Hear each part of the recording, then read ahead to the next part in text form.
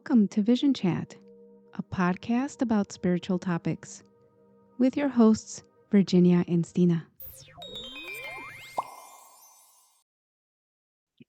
Hello and welcome to another episode of Vision Chat. Today we have the distinct pleasure of speaking with Tatiana Szulc. Tatiana is a first-gen Latina, trauma and somatic therapist, as well as a holistic coach.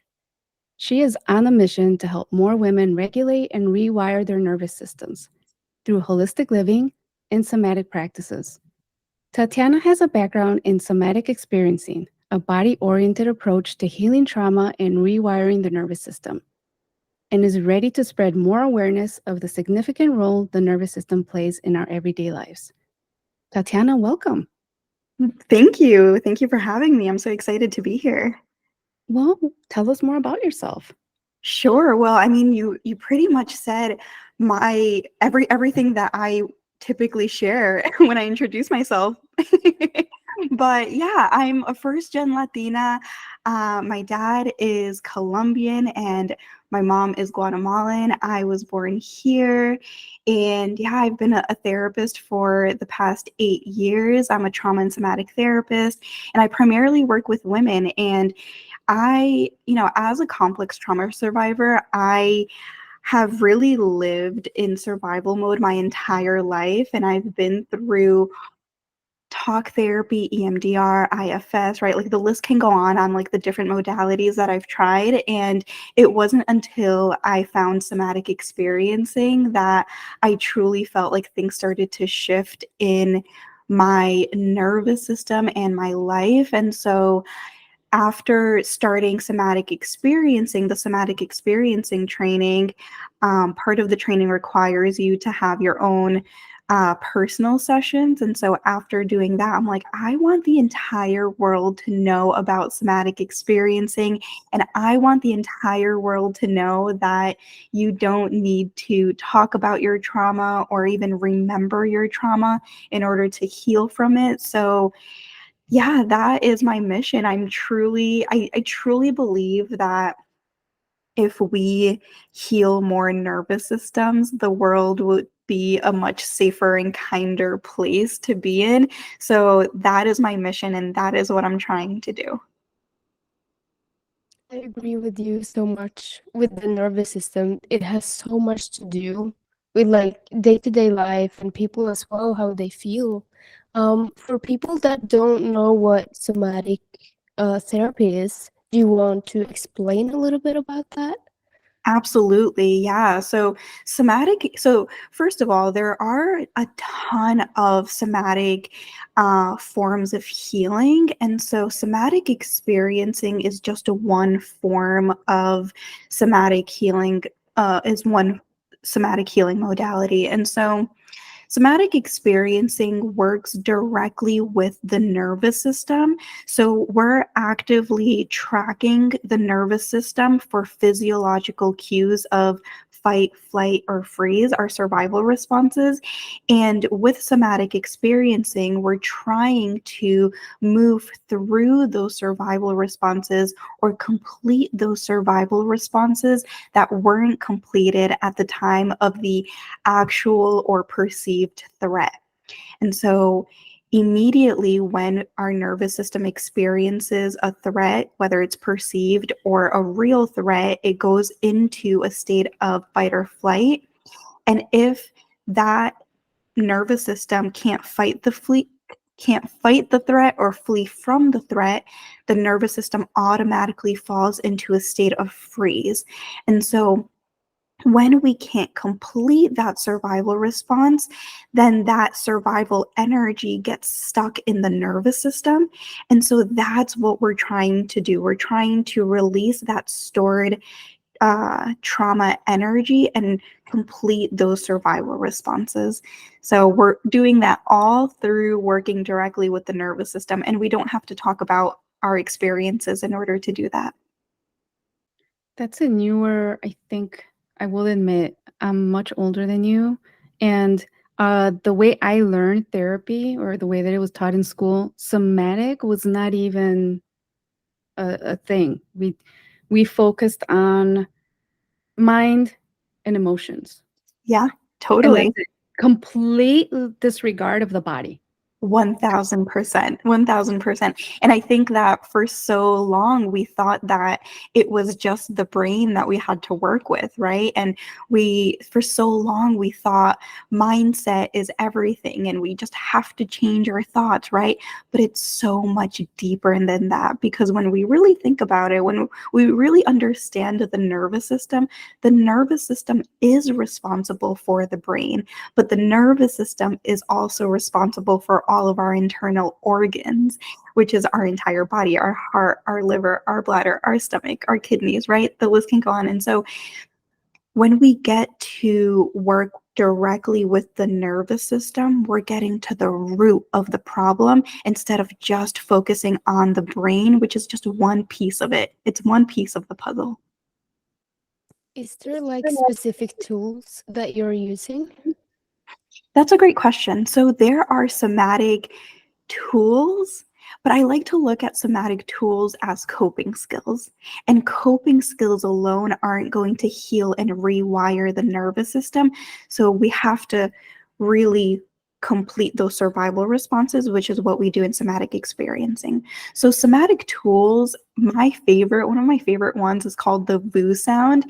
And so it's really just inhaling, exhaling, inhale, and just VOO all the way until your breath is out. And the VOO sound stimulates the vagus nerve, which is the primary nerve of the parasympathetic nervous system. When we activate the parasympathetic nervous system, we feel more safe and calm and relaxed. And so that's a tool that I like to use for myself. I like to do the VOO sounds at least once a day, and I like to do them in my car because there's nobody there and nobody's listening to me. I could just be as loud as I want to. So I always recommend doing it in the car, but you can do it anywhere else too. I've actually had one experience doing that. And the first time, I just looked at my therapist like, you want me to do what? Boo. Yeah, it's so But funny. hers was so guttural. Like she really got into it. And we were in an office with like very thin walls. Yeah. I don't know if I could do this, but as to the extent that I was able to, at least in that moment, I felt like a release, like a vibration in my chest. And it was Yeah. almost like a release. So I don't know if I was feeling the right thing, but I was like, oh, this kind of feels good. Yeah, exactly, right, because it's stimulating that vagus nerve. And so when we're in a state of fight or flight, whenever we do the VOO sound, it's going to bring us down. And when we're in a state of freeze, it's going to wake us up. So yeah, that vibration and also the sound of it is really what's kind of stimulating that nerve, the vagus nerve. So I like to do tools like that, somatic practices like that. But again, I like to think about somatic tools like vitamins, for example, right? When you take vitamins, it's going to support your entire body, right?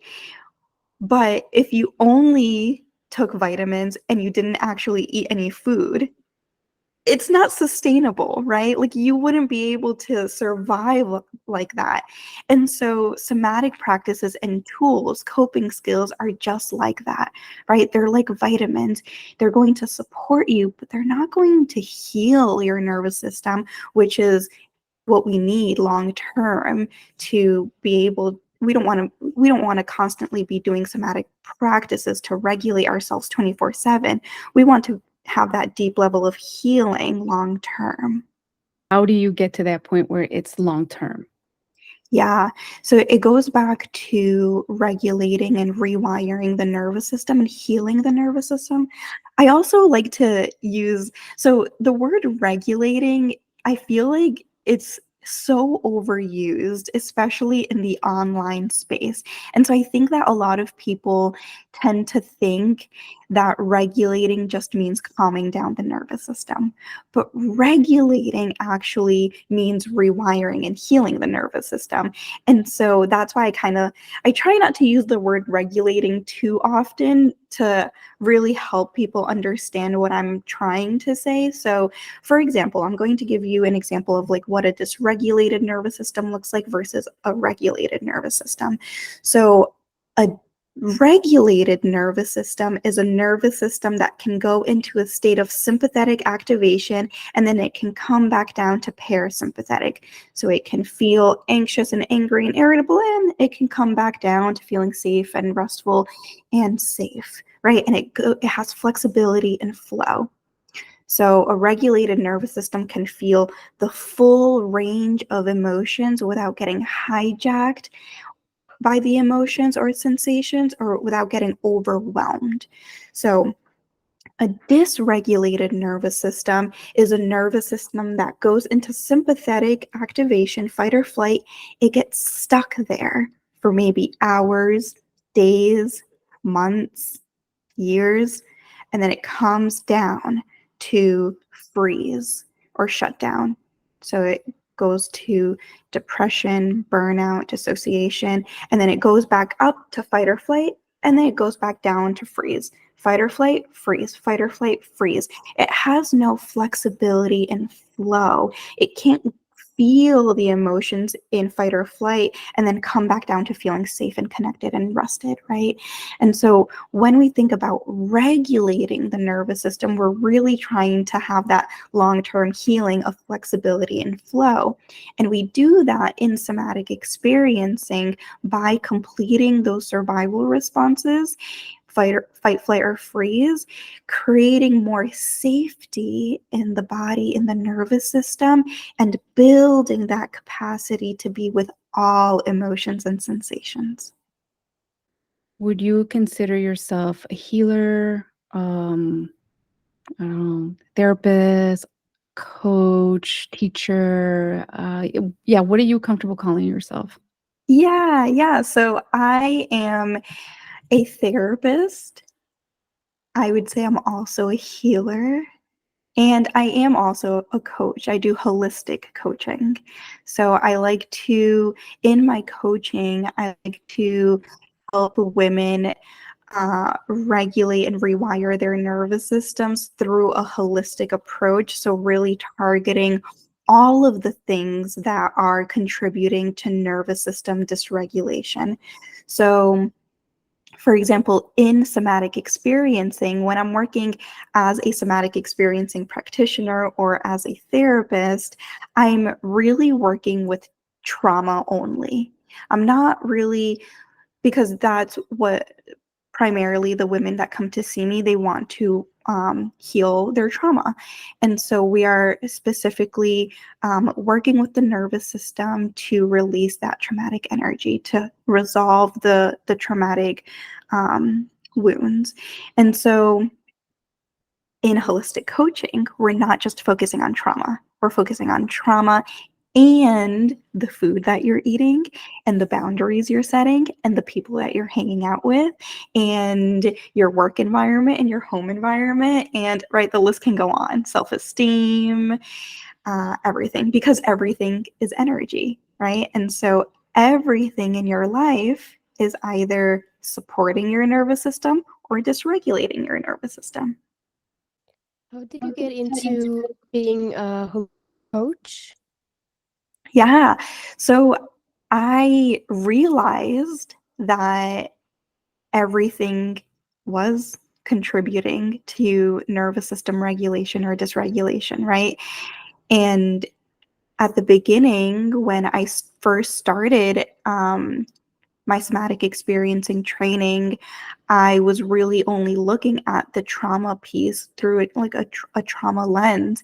And as I started to understand the nervous system a little bit more, I started to realize that we need to take a holistic approach. We can't only focus on one thing. And that's what I really wanted to help women with. I wanted to help women target all of these things that were contributing to their nervous system dysregulation, because I think that we forget that our basic physiological needs are food and sleep. So if we're not getting our nutrients in, if we're not eating enough food, if we're not getting enough quality sleep, it's going to be really hard to get out of survival mode. It's going to be really hard to not live in a constant state of fight, flight, or freeze, because those are our basic needs, right? And so for me, I really wanted to kind of spread that awareness a little bit more and be able to work with women in that holistic way and not just with the trauma piece. That is so beautiful. And that you're like sharing it and working with it, and so people know it better too. I'm in college right now and studying. Um, so a little bit of what we have too is about the nervous system Mhm. and how important it is, because you can get diseases. It can like cause so many physically and mentally issues if you don't really do anything about it, or if you Yeah. don't prevent it, or if you are like a child and you experience something traumatic that you go into like flight, fight, or freeze respond, Uh-huh. and you don't really shake it off or get to like kind of learn how to process it, that will Mhm. get stuck in your body, and you will have to like either work on it when you're older, or it will manifest in your body or as your mental health. Uh, Exactly. Yeah, that's yeah, exactly right, and I don't think that a lot of people realize that, right? Like, I think that we take a look at, like, heart issues and gut health issues and migraines as separate things, but it's all connected, right? So, if we experience trauma, like you said, if we don't resolve it, or if we don't shake off that traumatic energy, we don't discharge it, it's going to start manifesting into other symptoms. And so our gut health issues and our migraines and our health and our heart problems don't start off, they don't come out of nowhere, right? They actually start off by ongoing stress to the body, whether it's trauma or it's just that daily stress that we have in our home environment or in our relationships or at work. I also feel like with a lot of people I'm going to school with too, it's so many people with migraines and so many people with like IBS or gut issues. And I'm Mhm. thinking like, oh my God, yeah, it's something here. Absolutely, right. It's so common, and it's it's interesting because I think that because it's so common, it's almost become normal, right? It's normal to have headaches all the time or stomach aches all the time or IBS. So many people have IBS, and we really have to understand that even though they're normal to your life, maybe they're not healthy. And over time, if we don't address the root cause, like you said earlier, it's going to continue to manifest into eventually more chronic illnesses and diseases. Tatiana, do you want to share like how you got into this work, like in the first place, and like, how far back does the interest go, or like, do you have stories from your childhood that you would want to share? Absolutely. Yeah. So I mentioned earlier that I am a complex trauma survivor. So that, really from an early age, I knew that I wanted to help other. Initially, I wanted to work with just children and adolescents. And so my work really started around working with children and adolescents because I wanted to help other children and teens not feel the way that I felt growing up. And um, I really had a hard time understanding my experiences, and I had a hard time understanding what was happening for me internally. And I was struggling with my own mental health, and at the same time, there was a lot of resiliency in my nervous system, and I had this ability to, accomplish things and get into college and kind of push through. I had like this end goal in mind of like, even though it's hard right now, I want to get to a place where I can help other people. And that's really how my journey started. So I knew at a very early age that I wanted to get into mental health in some way. I didn't know that I wanted to be a trauma therapist because I didn't have the language for it. So I started off by studying psychology. After studying psychology, I ended up double majoring in human development and family studies. So I got my Bachelor of Arts and I got my Bachelor of Science. And by that time, I knew that I wanted to be a therapist. And then I got my master's in mental health counseling. And after that, I graduated and I went into working in community mental health. And just naturally, with the population in community mental health, I was working with high-risk clients and clients who had a lot of trauma. And so 4 years into working in community mental health, came the pandemic, so 2020, and we all had to work from home. And so as a reminder, right, like my nervous system was living in a state of survival mode. And so I was constantly in this state of fight or flight. So I was the kind of person that I was go, go, go. I was I was a people pleaser, very perfectionist. I always wanted more work. I was that employee who always wanted to work with the riskiest clients, the highest risk clients. That was me. And I always wanted more work and I would get bored easily, quote unquote bored. But what was really happening in my body was that I needed that stimulation to keep going. And so the pandemic came. We had no choice but to slow down. I was working from home, and because I didn't have that same stimulation, I didn't really know what to do with myself. I didn't know how to get into that parasympathetic state, right? I was constantly in fight or flight or freeze, fight or flight or freeze.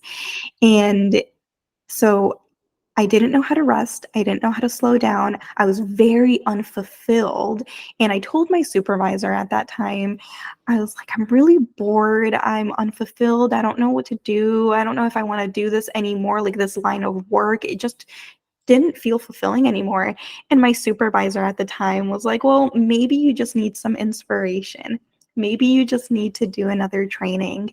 And I did. I was like, okay, let me look up some things. I knew I wanted to do something related to mind-body practices because I was already meditating with my clients, and I had gotten my meditation teacher certificate shortly before that. And so I knew I wanted to do something related. And I just Googled things, and somatic experiencing came up. And I was like, oh, I read about it. And I was like, okay, well, I think that this is something that I want to do, but I didn't think that it was going to be completely life-changing. And once I started the training, it changed my life. It literally changed my life. That was the first time that I noticed that I could experience being in this parasympathetic state, and I could shift out of these survival states, and I almost had tunnel vision when I was working in community mental health. Like, I thought I was going to work there for the rest of my life and there was nothing else that I would be doing.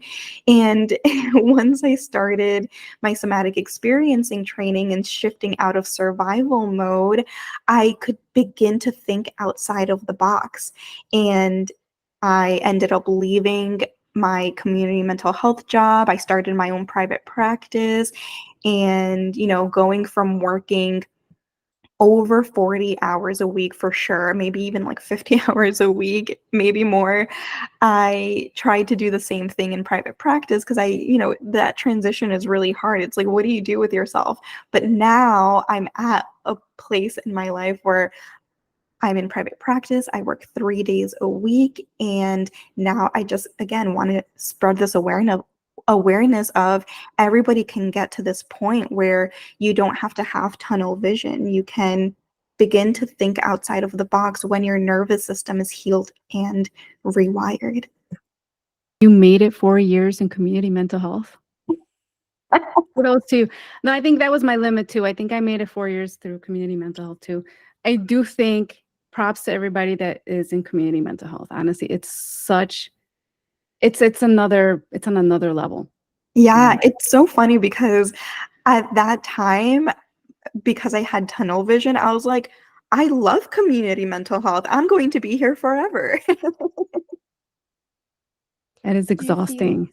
yeah, sorry. Do you guys feel like it took a toll on your body or like mental health working there? 1000%. Yeah. I mean, community mental health, you're working more than 8 hours a day. I personally, where I worked, and I got lucky. I had some really great supervisors and I really felt supported in my work there. And so I definitely don't want to talk badly about the place that like I worked at because I absolutely did feel supported, but the systems, it's a lot of work and we had to, I mean, my caseload was like 40 plus clients. That is a lot for one therapist to handle. And we had a lot of documentation, a lot of meetings and consultations, presentations, right? Like the list can go on of like your duties and responsibilities in community mental health, let alone, right? Like that's just that's not the client work, right? You go to school because you want to work with clients and you want to do the therapy, and you end up doing so much more than just therapy. So yeah, it absolutely does take a toll on your mental health and your body. I know for me, I was constantly getting stomach aches. I had really bad gut health issues. I was constantly falling into these states of burnout. So I would dissociate a lot. I was dissociating on a regular basis. And I lived in this chronic state of anxiety. So I was so anxious when I worked in community mental health that I would isolate from coworkers. I would get anxious speaking to coworkers. That's how anxious I was. I had a really hard time building connections and relationships because just speaking to people would be anxiety provoking. And that was a combination of like my own experiences, right? My childhood experiences, but also just the fact that I was working in a very high stress environment. At you now, like how far you come. Oh my gosh, I know. And I think it's so funny because I think about it, I think about my life and who I was years ago, and it truly feels like a lifetime ago. It feels like a completely different person. And when I was there in those states, I didn't know how bad it was. That was the norm for me. I had lived in survival mode my entire life, so I didn't know anything different. So I didn't know that there could be a life where, I could feel something different. I just thought I need to learn how to cope with what I'm experiencing, but I didn't know that I could actually shift my physiology completely. Um, it's truly mind-boggling. I'm really curious to learn also about the meditation that you were learning before, the somatic experiencing. Do you want to talk a little bit about that? Sure, yeah. So I started meditating when I went to my own therapy session. And my therapist at the time had invited me to meditate for the entire session, and I thought that was really cool because I had other therapists before her and I've never done anything like that before, and I thought it was really cool. It didn't do much for me then, because my nervous system was so dysregulated, but I did like the idea of it, and I was like, okay, maybe this is something that I can continue to do on my own. And so I started to meditate on my own with an app. It's the Calm app, and I still use it to this day. I absolutely love that app. So I started meditating on my own, and then I started going to meditation, like mini meditation retreats. So they were like half a day retreats where we would meditate for half a day. And I absolutely loved that. I felt more connected to my body. I felt like it really helped change my perspective, the way that I viewed life and the way that I viewed my experiences. It helped me build more compassion for myself. And then after that, I was like, you know what, this is really cool. I want to be able to teach others how to do that, especially because I was working with clients who I felt could benefit from it. And then I started to, I started to take an online class, an online training so I got trained online to become a meditation teacher. And, they taught you how to create your own meditations and what meditation truly is. And I know that Virginia and I talked a little bit about this on my podcast, right? And meditation is really just kind of being in the present moment and not analyzing the task at hand. And so, I learned all about that. I got my meditation certification, and I never started offering meditation classes separately from my therapy work, but I still to this day help clients meditate. That's the number one thing that I do whenever I'm running workshops or groups or I'm facilitating something a little bit more structured or formal. I always start with a meditation because I think everybody could benefit from meditating. Do you find that you get a little bit of pushback at all when you mention meditation or when you talk about it?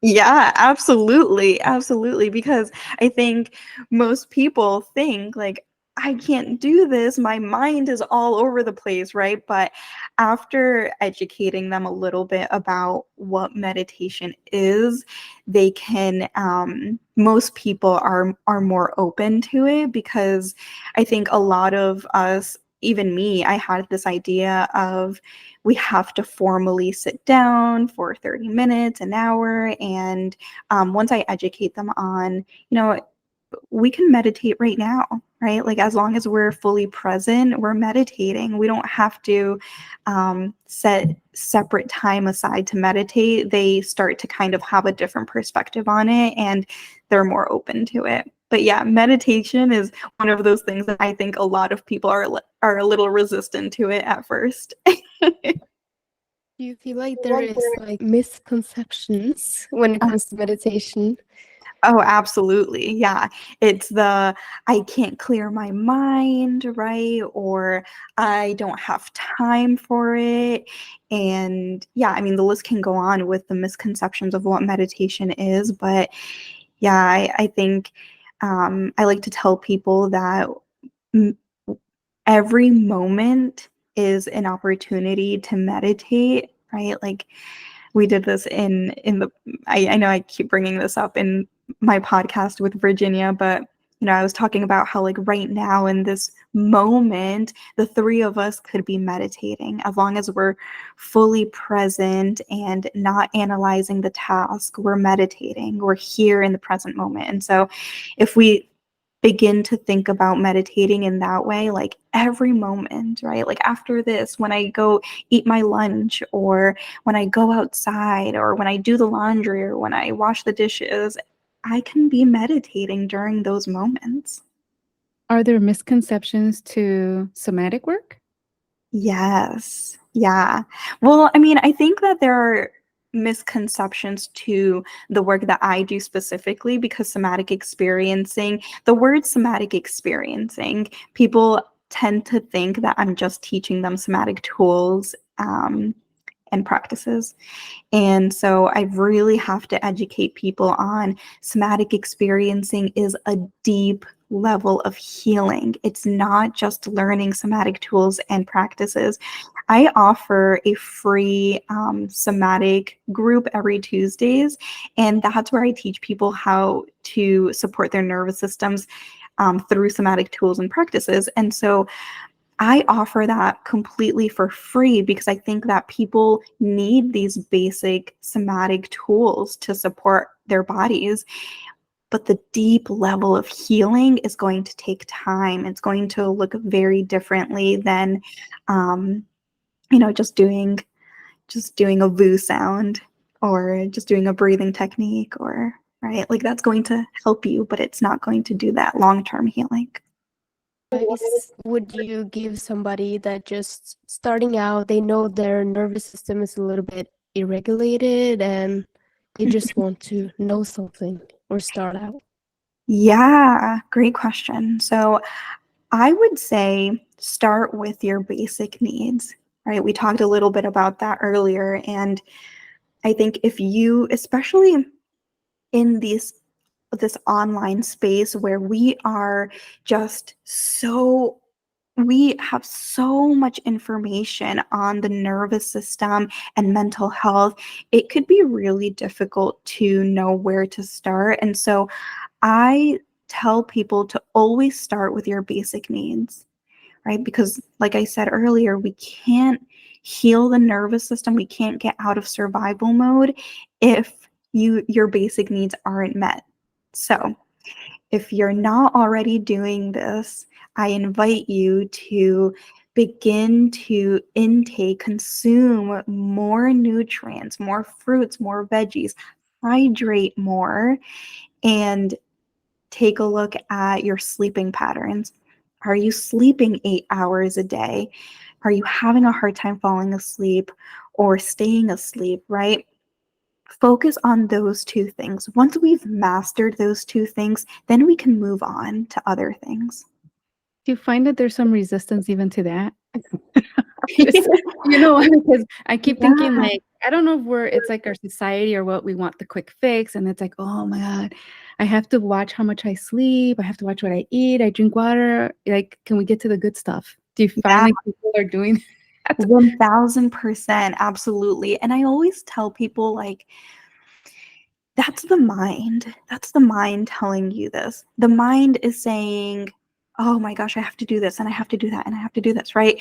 And the mind is saying, but I don't want to rest. I want to go to the gym instead because I want to work on my physical appearance. Or the mind is saying, that's the mind.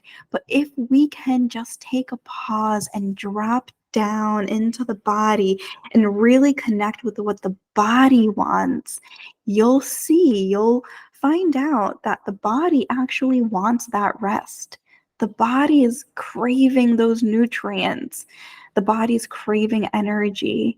And so let's see if maybe we can just acknowledge that the mind is kind of being a little bit of a bully right now, and your body has more wisdom than what your mind has. Do you think that when we are born, we are kind of going after our body instead, and then we grow up and then we're listening to the mind instead of the body? Yeah, yes, absolutely. Totally. That's such an interesting question. I've never gotten that question before. And I would say yes, right? Because I think that we get all of these different messages from different people in our life, from society, from maybe even our caregivers, friends, teachers, right? Like just like the world. And so all of these different things, all of these different messages that we're kind of internalizing start to impact our ability to trust our bodies, right? This reminds me of your podcast, Tatiana, where we're just talking about back to basics. Yeah, yeah. And we're talking about just like how kids, have this like, they find joy in the simplest things and they're so in touch with their own happiness. And maybe there's something to this, Tina, because maybe we need to like look more towards what our children are doing and just kind of saying like, let's take a page from their book to learn how to take care of ourselves. Kids are very honest. They'll tell, I'm hungry, I'm thirsty, I'm tired. They listen to their bodies. I don't think we as adults do. 1000%. Totally. I totally agree.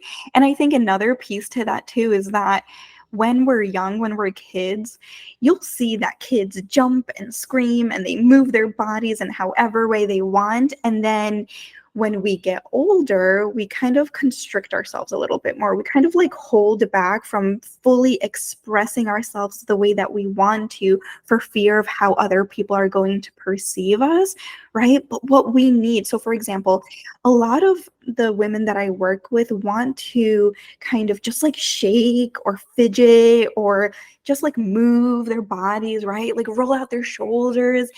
And they feel like they can't do that in public because people are going to judge them.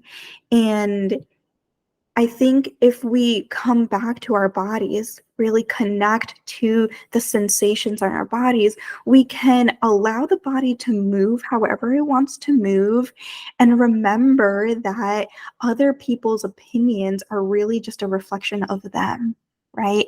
Putting those perceptions to the side.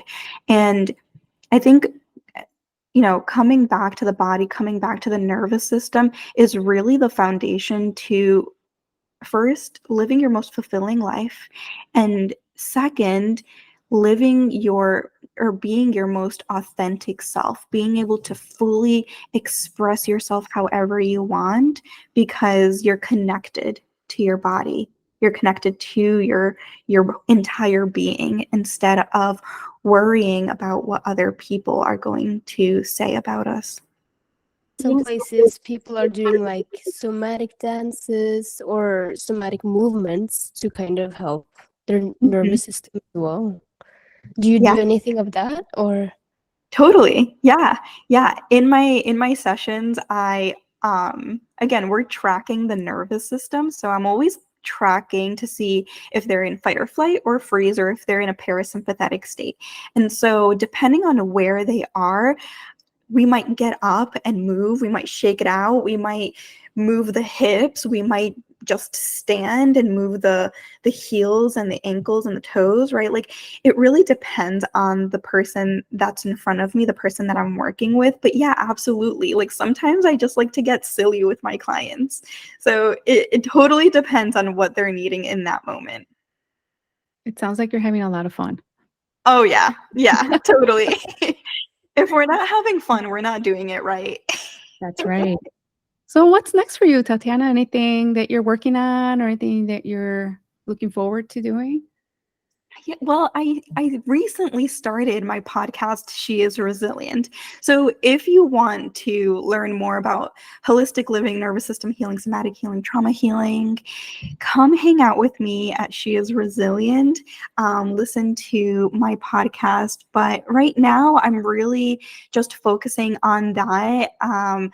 I am starting to do more speaking engagements. I'm going to be facilitating a somatic workshop in Massachusetts, completely in Spanish. And we're going to be talking about trauma and how that impacts, the Latinx community.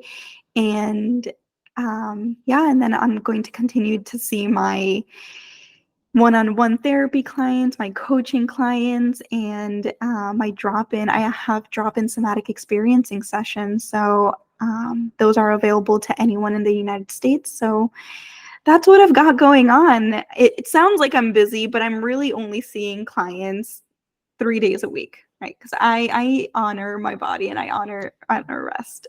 I love that. And it's so good. And Yeah, I'm also, I don't know how much you both know about human design, but I'm also a projector. And so projectors need more rest than other human designs. And so I like to kind of just keep that in mind. Even like, I want to honor my body, and I want to honor the way that like my human design works, and how, when I rest, when I truly give myself permission to do absolutely nothing, I'm going to perform better overall.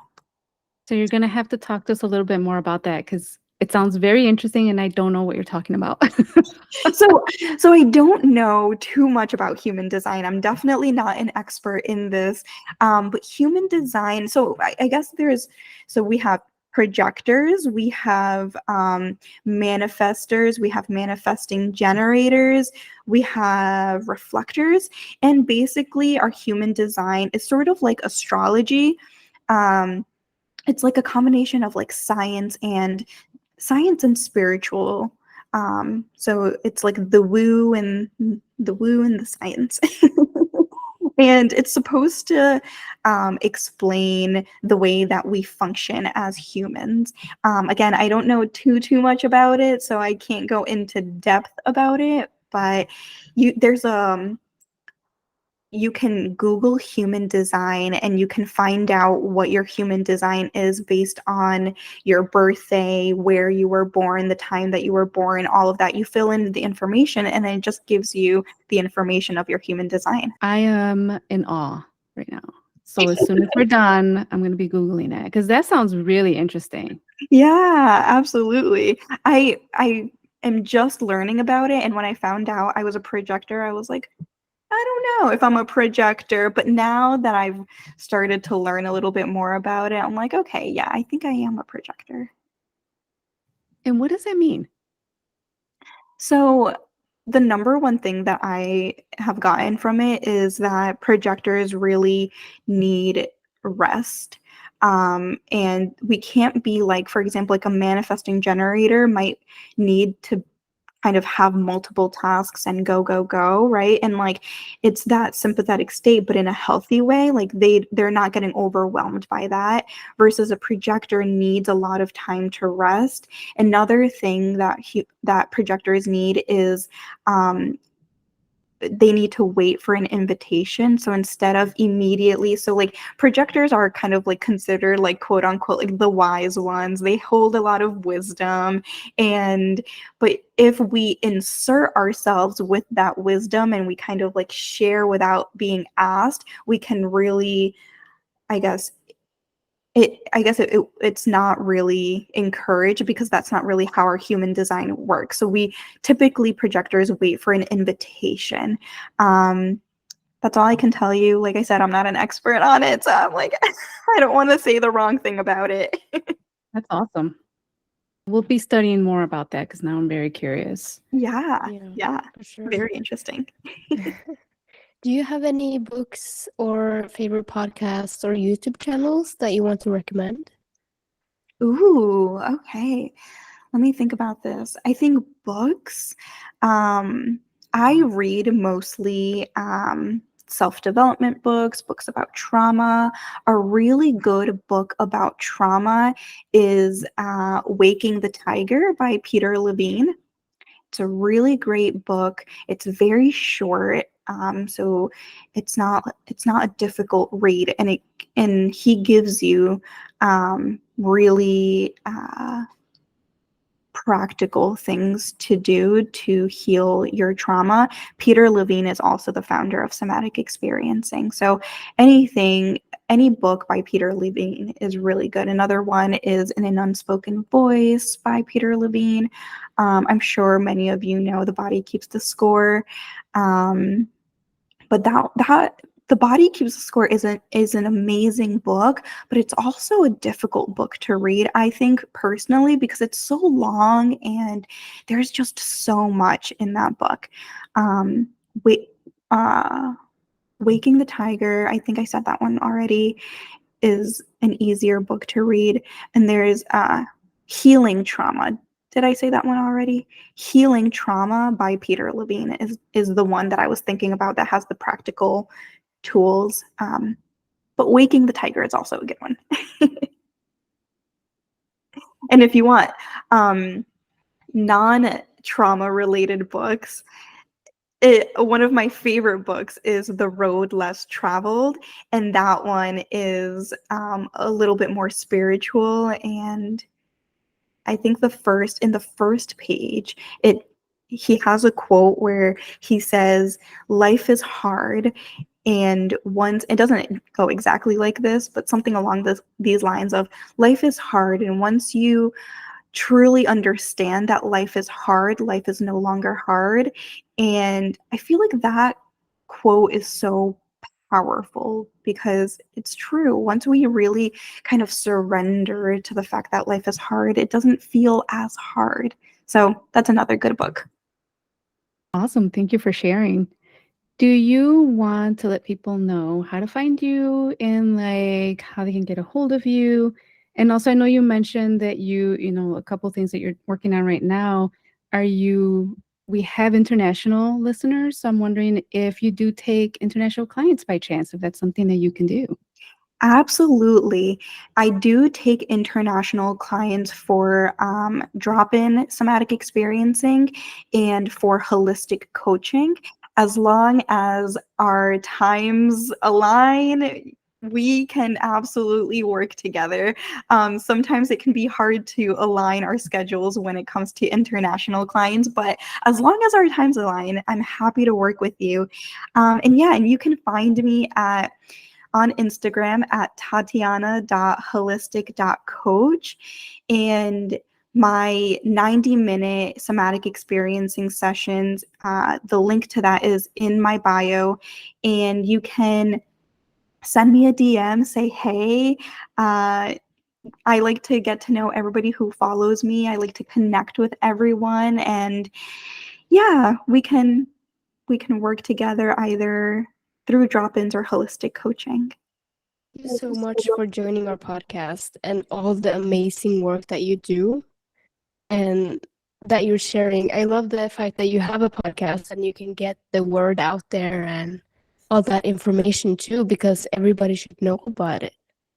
Yeah, So, absolutely. I feel the same way. Thank you so much for having me on here and giving me this space to share more about somatic healing and nervous system healing. I love every opportunity that I get to have a chance to talk about this. So thank you for having me on here. yeah, we love it.